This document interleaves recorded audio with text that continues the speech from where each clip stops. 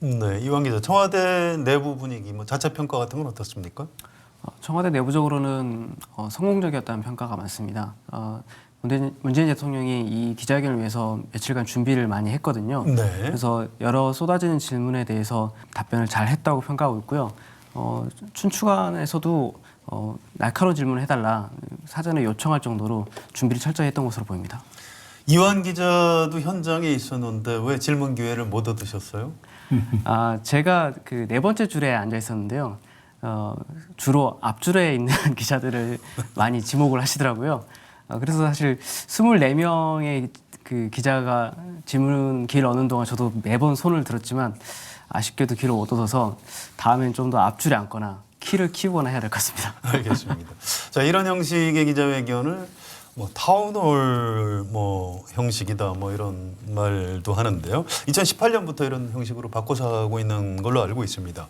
올해 기자회견에 어떤 특별히 달라진 점이 있었을까요? 작년하고 달라진 점은 그 작년에는 신년사를 발표하고 이어서 기자회견으로 갔거든요.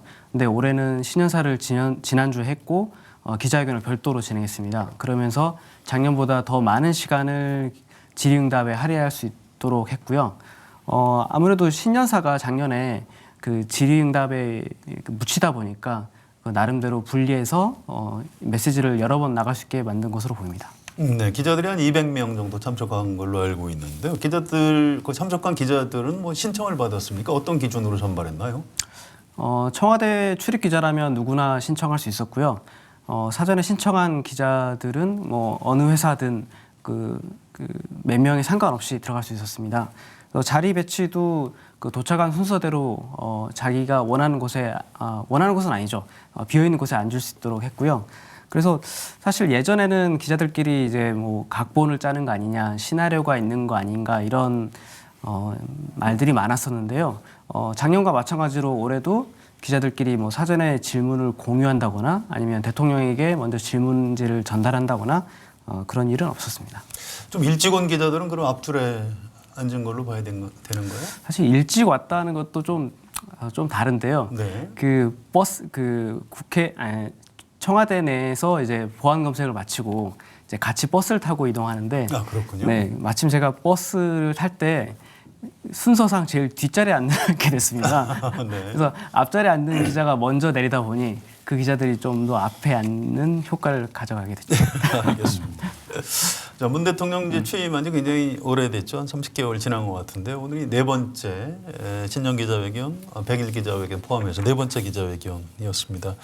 오늘 질문 기자회견에서도 그런 게 나왔던 것 같은데요. 문재인 대통령이 좀 기자회견을 좀 자주 했으면 좋겠다라는 뭐 기자들의 그런 바람 같은 게 있는데 이완 기자 어떻게 생각하세요? 오늘 대통령께서 그 제일 말미에 기자들하고 소통하는 기회를 더 많이 갖겠다라고 이제 마무리를 지으셨는데요. 근데 사실 말씀하신 대로 기자회견이 턱없이 부족한 거는 사실입니다. 또 문 대통령이 그 지역 행사에 가거나 아니면 기자들 앞에 서는 경우에도 따로 질의응답을 받는 경우는 없었거든요. 그렇다 보니까 기자들이 대통령에게 그 궁금한 점을 물어보는 경우가 턱없이 부족했고요.